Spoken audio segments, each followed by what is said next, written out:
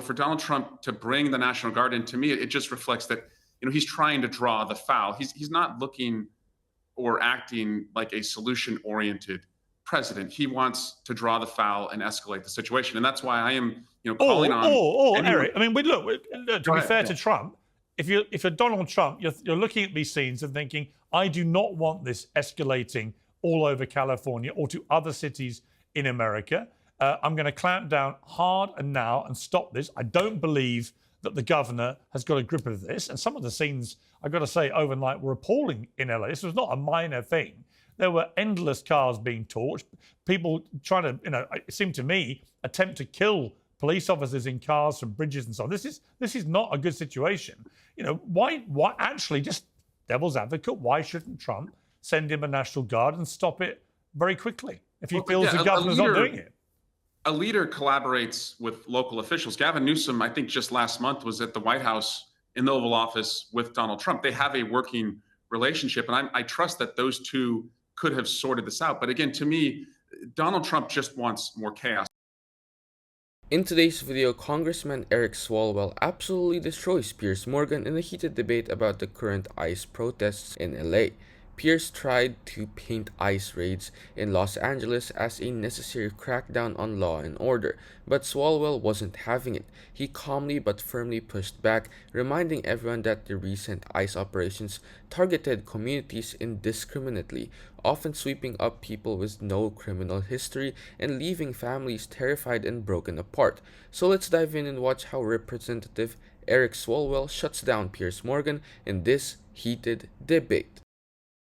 And that's why I hope that peaceful protesters do not give him that. I hope they flood the zone with American flags today to show that, this is about, the size of the movement and the outrage at deporting 4-year-old kids. Piers, over the weekend, Donald Trump's ICE agents wrongfully detained a U.S. Marshal, like an American citizen U.S. Marshal. So this is not what people are asking for. And it's also a distraction, I believe, from Donald Trump's tariffs, which are costing us more at Home Depot and Walmart. It's a distraction from inflation that continues to go up. And so we need to keep our eyes on the ball as far as the public case that we're making against Donald Trump and make it clear that there's no room for violence in this movement. Elon Musk and his feud with Trump has obviously been dominating headlines at the same time. Elon's been making a lot of veiled threats against Trump. Some he's deleted, some he hasn't. He's talked whimsically about maybe sorting out a new party. But say, for argument's sake, he wanted to come back to the Democrats, where he originally was a supporter of the Democrats. I mean, all the people that seem to hate Musk most in America right now used to love him. Would you welcome him back with open arms, Elon Musk, if he decided to go back to where he was originally politically? What I welcome right now, and I encourage others to welcome, is his honest criticism of Donald Trump. We were right to oppose DOGE cuts that fired cancer scientists or reduced, air traffic controllers. But it's wrong if anybody wants to shut him down, as he is honestly bringing to light, some of the corruption he saw at the White House. And in fact, there's probably no one in the world who lost more money in a single day than Elon Musk for what he said about Donald Trump. And what I say to the Epstein allegation that he made is, Donald Trump is the most litigious person who's ever walked this earth. If Elon Musk tweeted at me and said that I was in the Epstein files, he would have a lawsuit on his desk within an hour.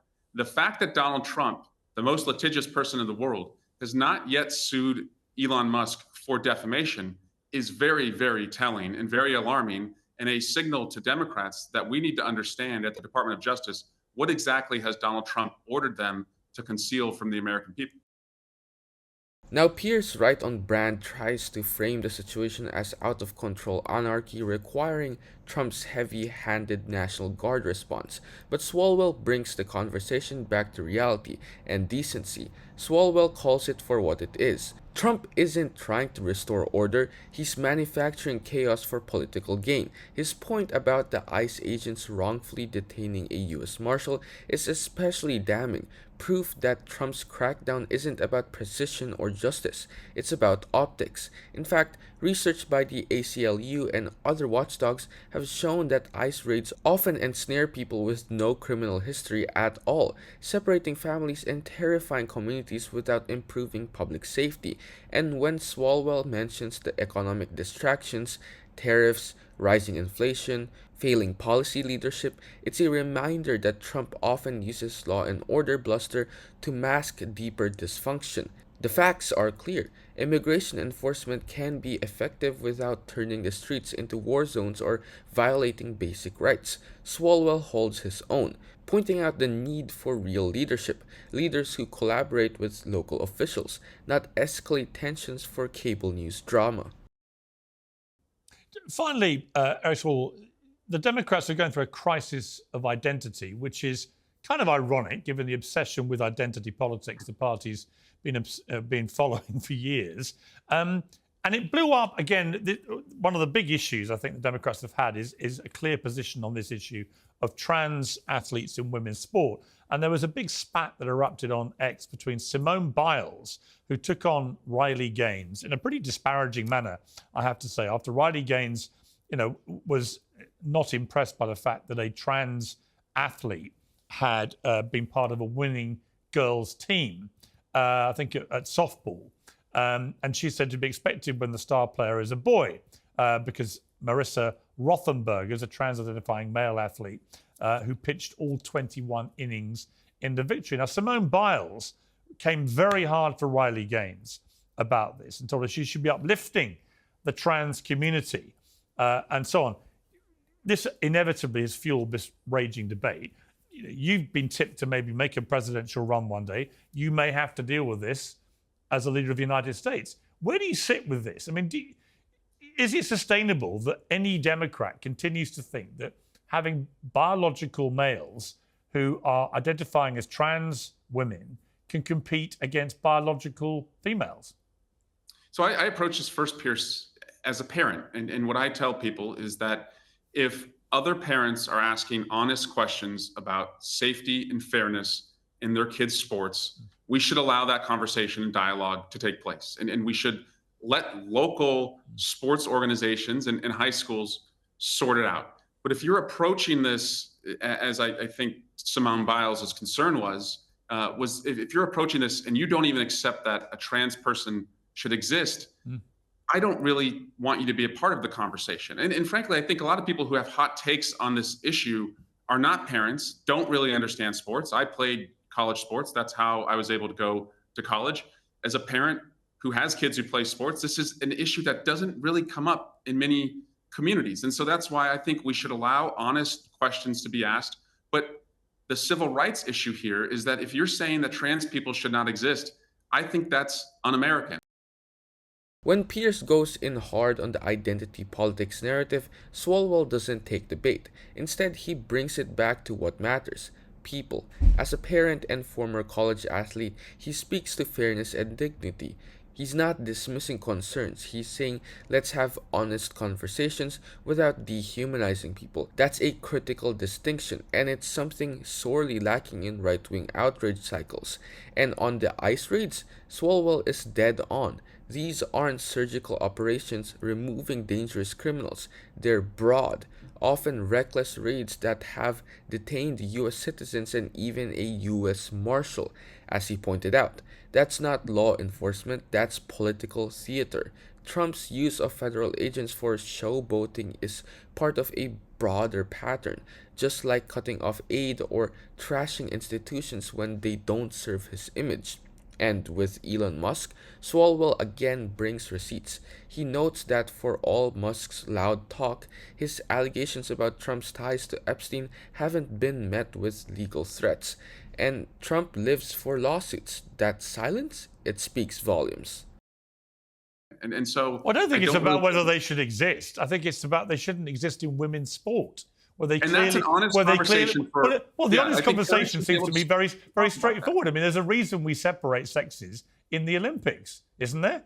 I mean, the moment you think that the sexes can be just interwoven, then you get gender-neutral Olympics, and guess what? Women stop winning any medals. I mean, is that what you want? Because an honest conversation seems to me, if you don't mind me saying, I say this respectfully, but a really weasel cop-out. And this has been the problem the Democrats have had. They were all in the tank for this. Then they realized actually Americans didn't like it because they thought it was unfair. And now it's like we've got to have an honest conversation. What's the conversation? I mean, in all honesty, I want trans people to have the rights to equality, safety, and the rest of it. Exactly the same as me.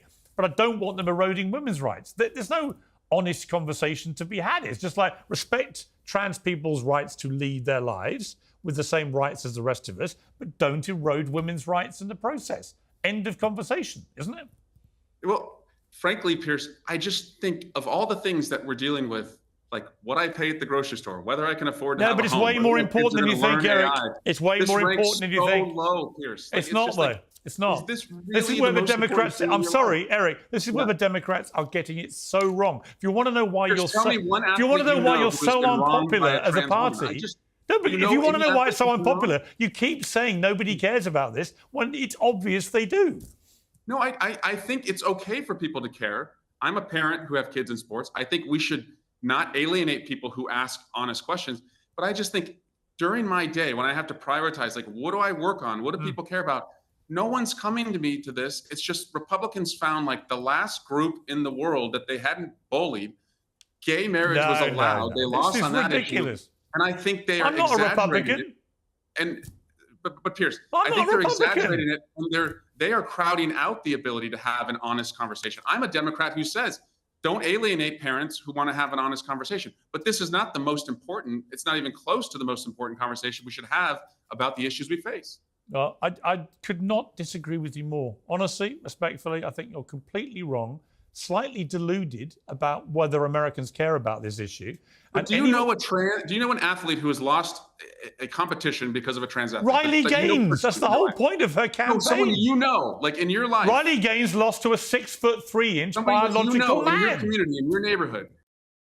Piers, as usual, came in swinging with outrage, framing the conversation like it's the most pressing crisis facing America. But Swalwell calmly brought it back to the ground. His point? Most Americans aren't waking up every day panicked about trans athletes. They're worried about groceries, rent, healthcare, and gun violence. That's not minimizing concerns, it's about priorities. And Swalwell isn't dodging the issue either. He acknowledges that parents have questions about fairness and safety in sports, and those concerns deserve space. But unlike the GOP, who've weaponized this topic into a political bludgeon, Swalwell urges nuance. He supports trans rights and believes in open dialogue without the fear-mongering. And here's some context Piers glosses over. Trans athletes make up less than 1% of all student athletes in the US. According to the Journal of the American Medical Association, there's no conclusive evidence of widespread competitive advantage at the youth level, especially when hormone treatment is factored in. Swalwell's also right that this issue is being blown out of proportion by conservatives who've lost traction on same-sex marriage and need a new culture war target. He's not ducking the conversation, he's asking why it's being turned into the conversation. So while Piers is yelling about unfairness, Swalwell's focused on protecting rights without turning marginalized people into punching bags. Pause. Are you getting tired of getting half the story from biased news sources? One outlet says one thing and another says the complete opposite. How are you supposed to know what's actually true? That's where ground news comes in. It lets you compare how different media outlets, left, right, and center are covering the same story. So you can see the full picture instead of just the echo chamber. And here's the best part. Click the link in the description and get 40% off the Vantage tier, which gives you even deeper insights into media bias and political trends. Stay informed, think for yourself, and check out ground news in the description down below.